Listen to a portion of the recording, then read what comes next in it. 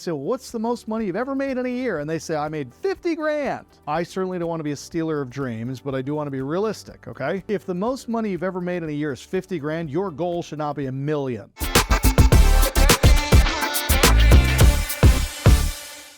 Goals, as we're talking about goal setting, goals must be SMART. They must be specific, measurable, attainable, relevant, and time-based. So you need to be as specific as you can with the desired goal. Now, what I did, you guys, is I just took the rule of 56 and I just put it into SMART measurable goals, okay? Under M, set a measurable goal to track and quantify the progress. So the example is, I will document the calls, letters, meetings, and offers with their notes and outcomes. Now, I'm going to give you a resource that you can do all of this online. We've already built all of this. It's called the Lee Arnold System of real estate investing for a reason. We've systematized everything that I'm giving you right now and made it so stupid easy. Guys, we even provide the funding for you. Just go find the deals that we teach you. Bring them to us. We will fund them. You keep 100% of the profit. But you've got to do it, okay? Now, under T, time-based, by 4 months, I will have closed 2 deals, by 8 months, 4 deals, and by 12 months, 8 deals. SMART, measurable, attainable, relevant, time-based. Now, step 5, we look at our monthly schedule, okay? So, what do we need to accomplish each month to achieve the 12-month goal? Now, if the goal is the rule of 56, then we know that each month we need to do the rule of 56 4 consecutive times, so 4 weeks in a row. And by the end of week 4, you will have 3 or 4 deals that you are in the final and finishing stages of negotiating with a seller.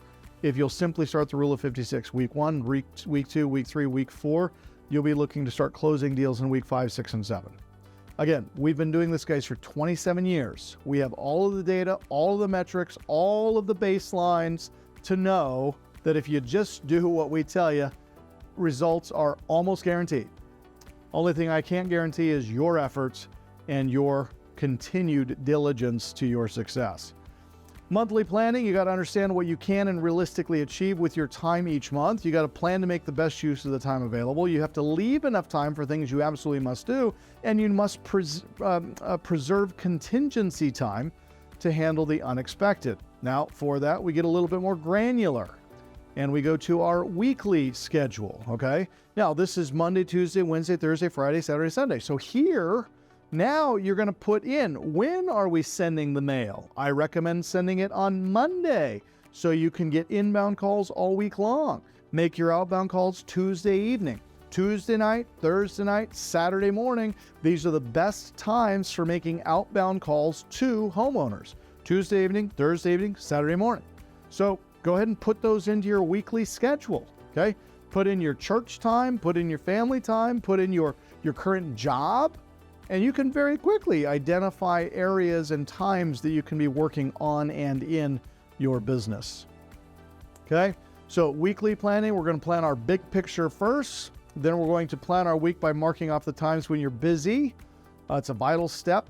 Using your available time as effectively as possible. You're going to use the weekly worksheet to mark off hours you are busy, but be realistic, okay?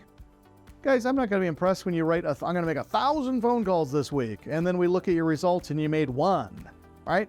If you know write that I'm going to make 1 and then make 1. Much rather have your goals be minimal that you achieve than out of the world that you don't even come close to, okay? Now, here's a big mistake that I've seen over the years. I will ask a new entrepreneur, so what are your goals? What are we going to accomplish this year? And they say, I'm going to make $1 million. And I say, have you ever made $1 million before? And they say, no. And I say, have you ever made $500,000 before? And they say, no. And I say, well, what's the most money you've ever made in a year? And they say, I made 50 grand. Okay. I certainly don't want to be a stealer of dreams, but I do want to be realistic, okay? If the most money you've ever made in a year is 50 grand, your goal should not be $1 million.